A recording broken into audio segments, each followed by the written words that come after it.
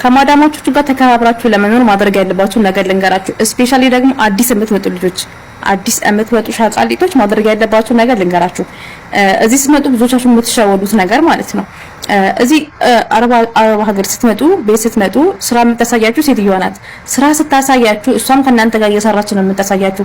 እንዲህ ነው የሚጠረገው፣ እንዲህ ነው የሚወለወለው፣ እንደዚህ ነው የሚደረገው ያለች እሷ እየወለወለች እየጠረገች ምናምን ነው የምታሳያችሁ ማለት ነው። ከናንተ ቂጥ አጠፋም። ስራውን እስክትለምጂ ምናምን ቤቱን እስክትለምጂ ትከታተልሻለች። አንቺ ስራውን እስክትለምጂ ድረስ ቤቱን እስክትለምጂ ድረስ እሷ ያሳየችሽ ከሆነ ከእሷ እኩል ነው መጠገብ ያለብሽ። ደከመኝ ሰለቸኝ፣ ደከመሽ ትቀመጫለሽ፣ ትተኛለሽ ምናምን ስትልሽ ነው አልደከመኝም ነው እንደዛ እያልሽ ማለት ነው።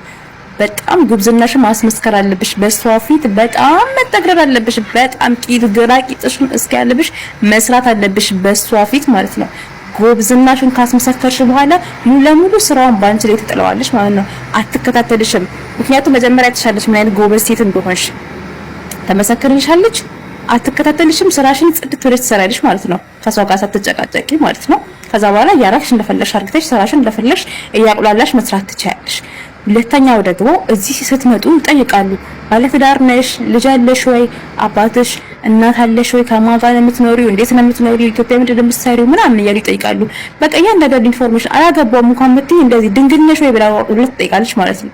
እና እያንዳንዱ በቃ ሁሉም ነገር በጣም ወረኞች ስለሆኑ ዝም ብሎ ነው የሚጠይቁት። በዛ ሰዓት አንቺ መናገር ያለብሽ ይሄ ስለ ሀገርሽ ስለ ኮተትሽ አታውሪ። ይሄ ስለ ችግርሽ እናቴን ምረዳው እኔ ነኝ፣ ወንድሞቼን ማስተምረው እህቶቼን ማስተምረው እኔ ነኝ፣ ለልጄ እኔ ብቻ ነው ያለሁት፣ ለገለመሌ እንደዚህ ችግር አታውሪባት። ይኸውልሽ ችግር ብታወሪ እናቴን ማበላው ማጠጣው እኔ ነኝ፣ አባቴን ማበላው ማጠጣው እኔ ነኝ ብትል ደሞዝ አይጨምርልሽም፣ ስራ ቀንስልሽም።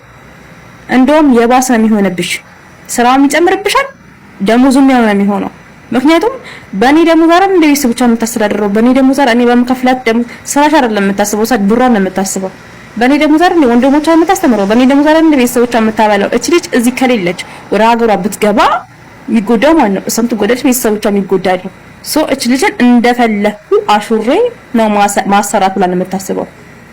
ስለዚህ አንቺ ማለት ያለብሽ ነገር ምንድነው? ቤተሰብ እናት፣ አባት፣ ልጆች ምናምን ባል አለሽ አይደለ? ራሳቸውን የቻሉ እነሱ ሁሉም ስራ አላቸው። እናቴም የራሷ ስራ አላት፣ አባቴም የራሱ ስራ አለው፣ ወንድሞቼም የራሳቸው ስራ አላቸው። ልጄንም ቢሆን አባትየው ነው የሚያሳድገው ብለሽ ራስሽን ቁልል። እኔ ለራሴ ነው የመጣሁት።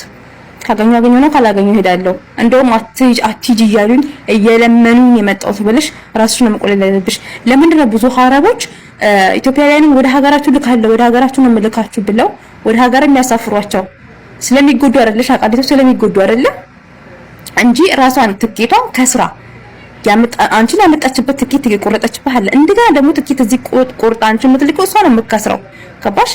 ግን አንቺ ከዚህ ወደ ሀገር ቤት ሄደሽ የማትጎጂ ከሆነ የተሻለ ቤተሰብ ካለሽ፣ ወንድሞችሽ ተማሪ ማለት ሰራተኞች ከሆኑ ቤተሰቦችሽ ገንዘብ ካላቸው እሷ ወደ ሀገርሽ ለምንድን ነው የምትልከሽ?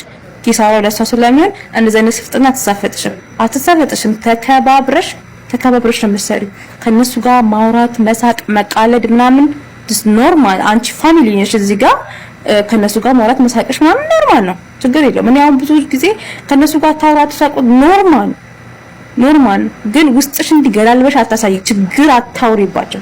ቆሊ ራስሽን ቆሊ። እኔ አሁን ምን ወደ ሀገር ቤት ያለው ምና በያት እንዲህ ነው እንደንቁላል የምትንከባከብሽ ማለት ነው።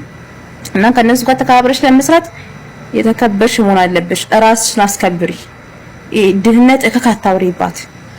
ስራሽን ጥልጥልት አድርገሽ ስሪ። ጽዳትሽን ጠብቂ። ስፔሻሊ ጽዳትሽን ብልጭ በይ። ኬክ ሁኚላት። ኬክ የምትበይ ኬክ።